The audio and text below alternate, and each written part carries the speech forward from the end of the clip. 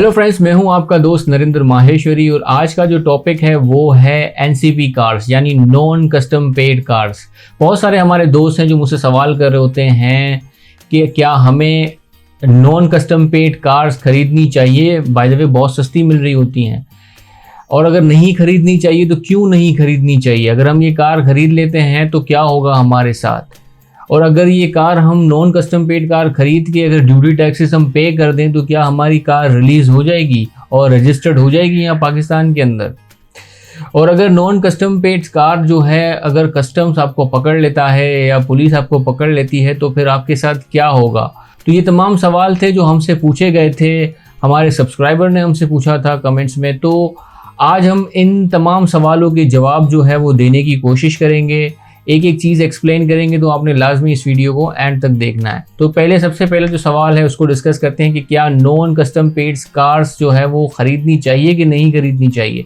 जैसे आप सबको पता है कि आजकल तो फेसबुक के ऊपर नॉन कस्टम पेड कार की जो है वो बाकायदा एडवर्टाइजमेंट जो है वो प्रोवाइड की जा रही है। आप स्क्रीन पे यहाँ पर देख सकते हो नॉन कस्टम पेड कार के बाकायदा पेजेस मौजूद हैं जहाँ पर जो है वो जो गाड़ी 35 से 45 लाख रुपए की मिलती है वो गाड़ी वहाँ पे 3 से 4 लाख रुपए की जो है प्राइस बता के वो बोल रहे होते हैं। तो लोगों को जो है काफ़ी अट्रैक्ट होते हैं कि भाई 35 से 45 लाख रुपए की गाड़ी 3 से 4 लाख रुपए में कैसे मिल रही है।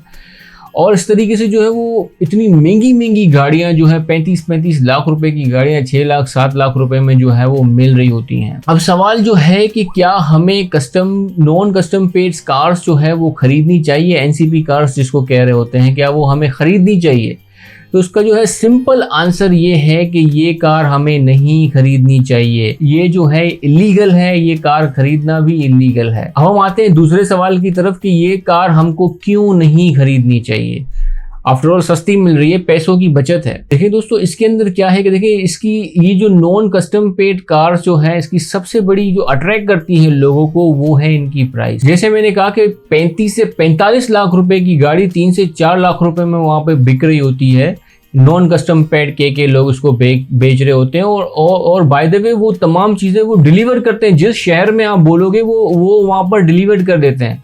मतलब ये बेचने वाले जो है वो इनका इतना खौफ ख़त्म हो गया है कि बाकायदा पहले तो ये चोरी छुप के काम होता था ना, अब तो बाकायदा इंटरनेट के ऊपर फेसबुक के ऊपर एडवर्टाइजमेंट देकर ये काम कर रहे होते हैं। तो लोग काफ़ी अट्रैक्ट हो रहे हैं इनकी प्राइसेस वगैरह देख के, और लोग खरीद भी रहे हैं। अब जो लोग खरीद रहे हैं उनके ज़हन के अंदर यही है कि जो होगा देखा जाएगा। तो ये चीज़ नहीं करनी आपने। अब क्यों नहीं खरीदनी मैं आपको बताता हूँ। देखें दोस्तों, खरीदनी इसलिए नहीं चाहिए कि क्योंकि आप कभी भी उस नॉन कस्टम पेड गाड़ी को लीगलाइज नहीं कर सकते, उसको रजिस्टर्ड किसी सूरत के अंदर आप नहीं कर सकते।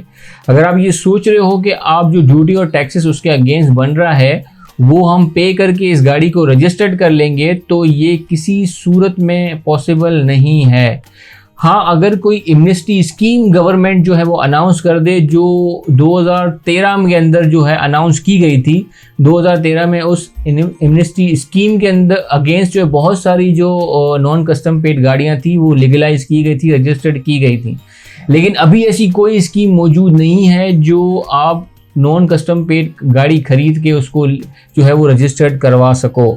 तो पहली फुर्सत के अंदर ये ज़हन से आप निकाल लो कि अगर आप नॉन कस्टम पेड गाड़ी खरीदते हो तो आप उसको किसी सूरत के अंदर अभी हाल फिलहाल उसको आप रजिस्टर्ड करवा सकते हो। हाँ, अगर कोई एमनेस्टी स्कीम आ जाए तो कर सकते हो, लेकिन उसके चांसेस बहुत कम है। और दूसरा सवाल था कि अगर वो गाड़ी पकड़ी जाती है तो क्या होगा। अगर आपकी नॉन कस्टम पेड गाड़ी पकड़ी जाती है तो आपकी गाड़ी जो है उसको जब्त किया जाएगा, और जो उस गाड़ी का उस वक्त जो चला रहा होगा या उस गाड़ी का मालिक होगा उसके अगेंस्ट जो है FIR जो है वो काटी जाएगी, और उसको सज़ा भी जो है वो हो सकती है। तो ये बड़ी जो है वो ख़तरनाक चीज़ें हैं।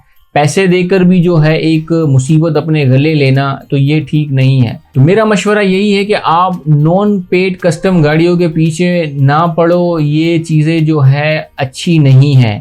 अब ये नॉन कस्टम पेड गाड़ियाँ कौन खरीद सकते हैं। नॉन कस्टम पेड गाड़ियाँ वो लोग खरीद सकते हैं जिनकी पहुँच बहुत ऊपर तक हो, जिनके वाले साहब की जो पहुँच है वो बहुत ऊपर तक हो, जिनको कोई पूछने वाला यहाँ पाकिस्तान के अंदर ना हो, वो खरीद सकते हैं। ये आम आदमी की जो है ये बात नहीं है, आम लोगों के लिए ये चीज़ें नहीं है। तो मेरा मशवरा आप लोगों के लिए यही है कि आपको नहीं खरीदनी चाहिए नॉन पेड कस्टम गाड़ियाँ। अब ये नॉन कस्टम पेड गाड़ियाँ मिलती कहाँ पर है? ज़्यादातर ये नॉन कस्टम पेड गाड़ियाँ जो है ये क्वेटा से ही ये आती हैं और पूरे पाकिस्तान के अंदर delivery service, home delivery service भी प्रोवाइड करते हैं भाई ये लोग। अब आप अंदाज़ा लगा लो कि वो कितने निडर लोग हैं, मतलब उनको यकीन है कि उनका कोई यहाँ पर कुछ बिगाड़ नहीं सकता।